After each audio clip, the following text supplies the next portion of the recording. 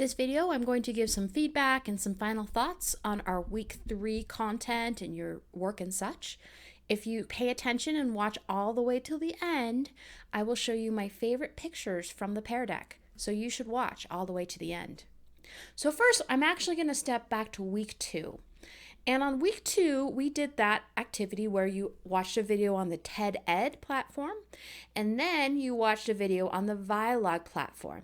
And both of those tools, TED Ed and Vialog, made it so that you could interact with the video. And so I chose the YouTube videos and I just embedded them in those different tools. And so then I asked you to compare the different tools and how you felt about them. Some of you interpreted that question differently, and that's okay. It means I need to be more clear with how I ask the question next time. But I just wanted to briefly highlight one answer. One thing I put in the question that I hadn't addressed before is I asked about the constraints, the affordances and the constraints of the tools. And we've talked about affordances, but we haven't really talked about constraints. And I just want to emphasize, constraints do not have to be negative. They can be very useful. So for example, in this case, we have a recycling bin. And because this is not going to let you put like big things down in here, it reminds you that it's going to be recyclable versus this, which is waste. So that's a good constraint. It limits to some extent what can be put in there, or at least you would have to think more about putting a bigger item in there. So that is a constraint, and that says constraint. It should say constraint, just so you know. All right, so what I noticed in one person's response, they were talking about the TED Ed video and how they liked that you would interact with the video individually before seeing other thoughts. It says, I need time to digest the lesson and form my own thoughts and opinions. I thought that was really insightful. And that's a constraint that you can't see other comments until you put in your own. This week in the discussion board, I used that same type of constraint where I forced you to write your own response where before you saw the others, partly because I wanted to see what you could do on your own, but also because I wanted you to think through it fully on your own before you started incorporating other ideas. By contrast, on Vialog, this person wrote, seeing comments on the right side of the screen was distracting. I agree. I wasn't overly impressed with Vialog. It's probably useful to do it differently than I used it, but that's a kind of a good comparison between those platforms. All right, with the Pear Deck you did this week, we had the question about what is effective technology integration. This was a really good definition, at least as far as when can we say we should use a new technology. Basically, if we can show its value is worth more than its previous replacement. Why would we do something if it's not better than the previous way? The challenge comes is because of this word value. People are going to judge value differently. And so that's something to keep in mind when you're trying to help people use new tools. They may value it differently than you do. They might not value it because it's difficult. And so you might have to change the value of it by helping them see that they can do it easier. It doesn't have quite the barriers they thought. Okay. Also on the Pear Deck, I thought you would find this interesting. This question about COVID. How effective were teachers at integrating technology in a transformative way? So just some feedback. I agree with this. I think that a lot of teachers just repeated what they would do. It was a hard situation. But hopefully there's some teachers in some areas who started using technology tools in a more transformative way. All right, a couple responses from the discussion board. This is about how do we support Mr. Johnson in the scenario I set up. And a lot of your comments were about determining what he believes about how learning and learning occurs. This one I think was similar. It says Mr. Johnson's theory of learning is not really a constructivism theory. And that's a really important point to think about what is the learning theory the person is coming from.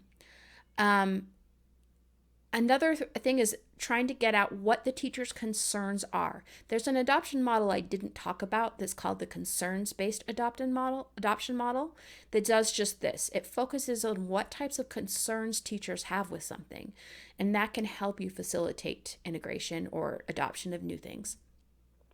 I liked this person's comment. They were using the diffusion of innovations and saying Mr. Johnson's kind of like a late majority. And late majority people a lot of time do well when they can see what other teachers like them do and say, oh, this person's like me and they found this beneficial. So that can be very useful. And then I wanted to highlight this because this goes along with that idea of what are teachers' beliefs about teaching and learning and how does that interact with the technologies. So I briefly talked about this on the Pear Deck. This was written in 2017 by Tondor, Van Brack, Ertmer, and Albright Leftwich. And what these people did is they took a whole bunch of different research about teachers' pedagogical beliefs and technology use. And they summarized what a whole bunch of different research studies said about it. And these are the 5 things they found. One is the bi-directional relationship between beliefs and technology.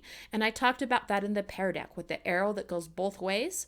You can change their beliefs first to change their technology, or sometimes if you can push them to use a new technology, that could also change their beliefs. Their pedagogical beliefs might hinder or prevent technology use. So if Mr. Johnson is very focused on a very behavioristic or a very cognitivistic way of learning, that's going to hinder his ability to use technologies in other ways. Using a multidimensional approach where we're using both showing him new technologies, but also talking about these pedagogical beliefs they have and needing to understand the beliefs better, which you all did a really good job pointing out in the discussion. One more thing they highlight is the school context. What are other teachers doing in the school? What types of programs did the school purchase? What is the principal or the administration encouraging in the school? What trainings or professional development are being offered in the school? That also has a pretty big impact on what teachers do. So just some things to think about as you go. All right, you made it 7 minutes in and we're to our best part.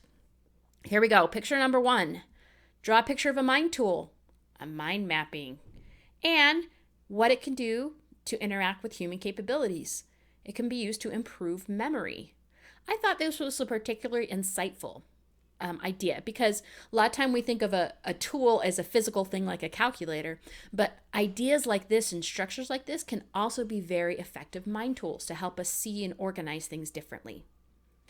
Next one I also thought was insightful, a smartwatch, and maybe the step counting and other physical fitness aspects of it, because it helps us look back on our health instead of having to focus on it every moment. We get some reminders as we go. All right, now for my favorite drawings. This one, I'm going to read it. There's a break in the dam. We need to calculate the rate of flow so we know how long we have to evacuate the town. I will focus my human capabilities on understanding the rate of flow, a higher learning concept, and use this calculator to crunch the numbers. Perfect example of a mind tool. One more. Google Sheets. This one says, brain overload, too many calculations to process and analyze data. Yes, Google, I'd love for you to graph my data for me. And Google very often will helpfully say, hey, here's a cool graph. The only thing to be cautious about is sometimes those AI decisions can push you in ways you weren't originally planning to go. And so you have to evaluate if that's what you want or not. All right, thank you for watching this whole video. Thank you so much. It means a lot. I want to make sure I'm giving you feedback and I follow up on things I see in your work. So thank you for watching it, and we'll move on to new content.